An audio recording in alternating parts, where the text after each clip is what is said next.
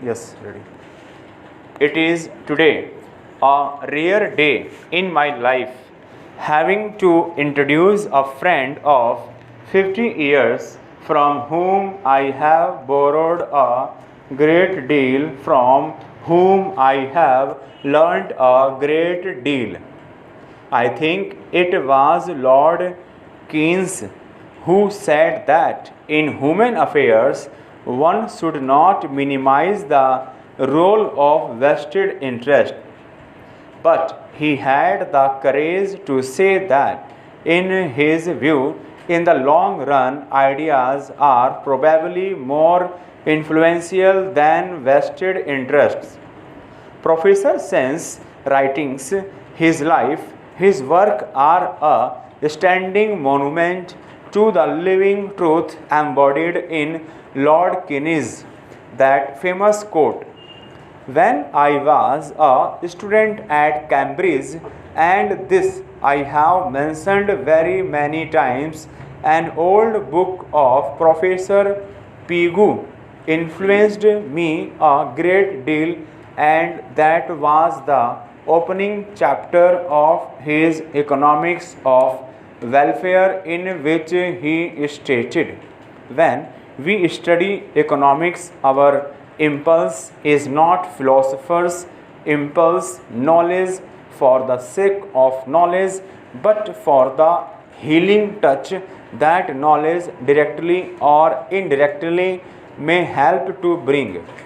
I think in our times we have seen Professor Sen's writings have influenced not only national policies but also the way the world thinks about issues of development, about poverty, about inequalities, gender inequalities in particular. In all these areas, Professor Sen has been a great pathfinder. Wonder, I believe he once said, is the beginning of philosophy, and I go back to Pigou when he said it is not wonder but the social enthusiasm which revolts against the joylessness of withered life, and the fifth of mean streets, which is the beginning of the economic science. Professor Sen is no ordinary economist. He has contributed a great deal to the world of philosophy.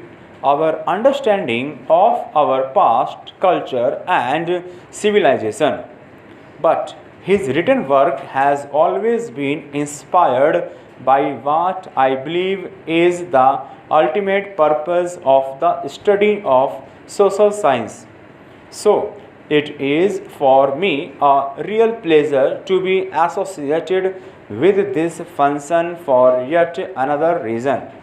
When I went to Washington, I came to know in a manner which was not known to me before how much the world looks up to India as a laboratory for the successful functioning of a democracy in a country of billion people with a great diversity, where all religions of the world are represented, where we take pride in languages as our national languages. When the President of the United States introduced me to his wife, and he said to her, Laura, do you know of any other country of a billion people trying to seek its salvation in the framework of a democratic polity?